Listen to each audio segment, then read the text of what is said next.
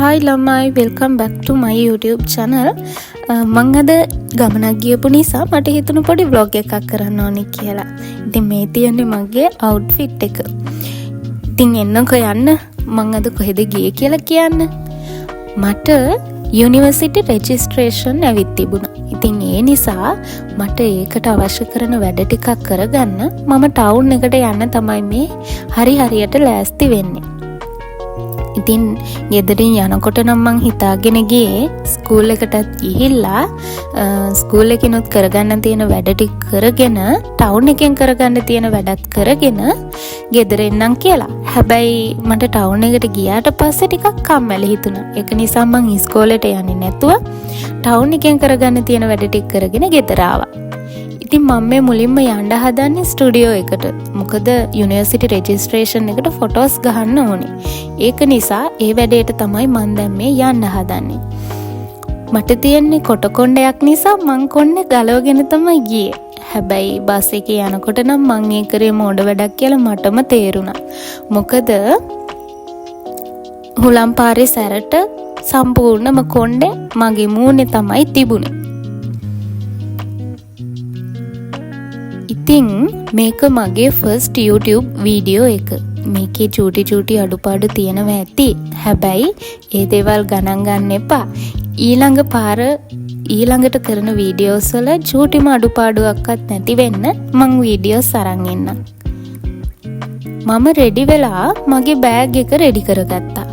මං මගේ university registration එකට අවශ්‍ය කරන දේවල් ලියාගත්තු පොත්, පෙන්සිල් කේස් එක, ඊට පස්සේ සල්ලි දාන පර්ස් එක.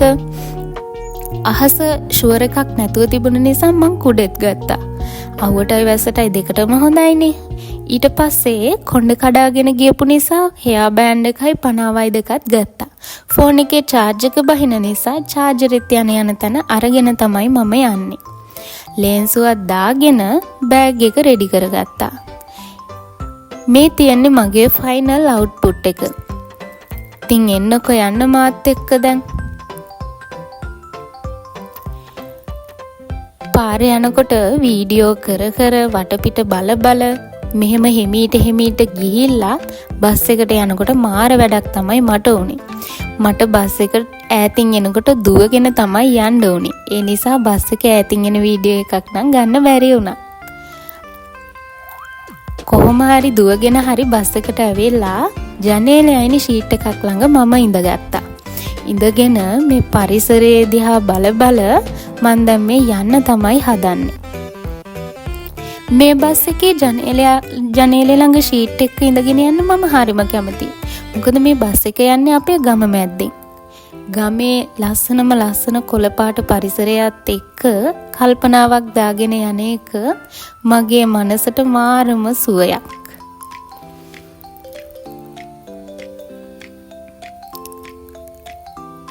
ලස්සන සින්දුවකුත් බස් එකේ දාලා තිබුණා. ඒකත් අහගෙනම මං ඉතින් යනවා. මේ තියන්නේ අපේ ගම. මේ ලස්සන කොළපාට ගස් දිහා, මේ ඇල දිහා බලාගෙන යනකොට මාව හරි ලස්සන ලෝකයක අතරමං වෙනවා. ඉතින් බස් එකේ යන ගමන් මං චූටි කතාවක් කියන්නද? අපිට තියෙන්නේ කෙටි ජීවිතයක්නේ. අපිට ලැබෙන හැම තප්පරයකදීම අපි දැනගන්න ඕනේ හරි ආදරණීය මිනිසෙක් වෙන්න. හම්බෙන හැම කෙනෙක්ටම. ඊළඟට කතාව පටන් ගත්තේ මෙන්න මෙතන. ඔයාලා දකින්න ඇතිනේ ඒ තිබුණේ ස්ටුඩියෝ එකේ බෝඩ් එක. මෙන්න මේ පඩිපෙළ මුළු ටවුන් එකටම පේනවා මේක නැගලා ඉවරුණාම. සීගිරිය නගිනවා වගේ මම උඩටම නැගලා ඉවරුණාට පස්සේ තමයි මන් දැක්කේ මේක ලොකු දන්වැලකින් ලොකු ඉබ්බෙක් දාලා ලොක් කරලා තියනවා කියලා. මන් දන්න කාලේ ඉඳන් එතන තිබුණ ස්ටුඩියෝ එකක්. හැබැයි දැන් ඒක වහලාලු තියෙන්නේ. මට හරිම ලැජ්ජාවක් තමයි උනේ. ඊට පස්සේ මං එතනින් බැහැලා ඊළඟට ගියා වෙන තැනක තියෙන ස්ටුඩියෝ එකකට. මේ තියෙන්නේ ඊළඟට මම ගියපු ස්ටුඩියෝ එක. ඉතින් මෙතනට ගියාට පස්සේ මට ඇතුළට වෙලා ඉඳගෙන ඉන්න කිව්වා.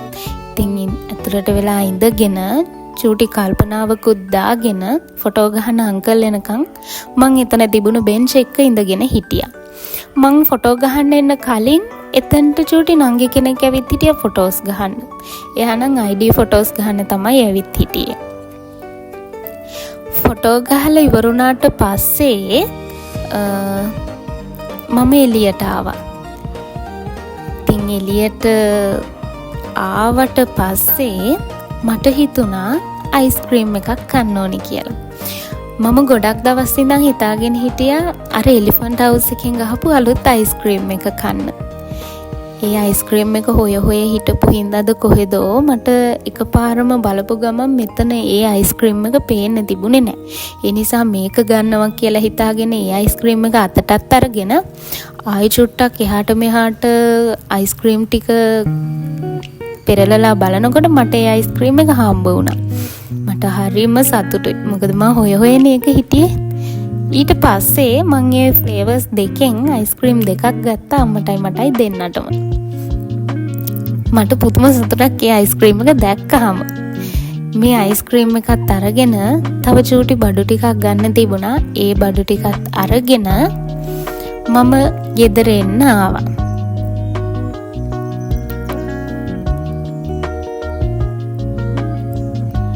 මම මේ ගෙදර එන ගමන් තමයි ඉන්නේ. හරි, අදට වීඩියෝ එක ඉවරයි. මගේ channel එක subscribe කරන්න අමතක කරන්න එපා.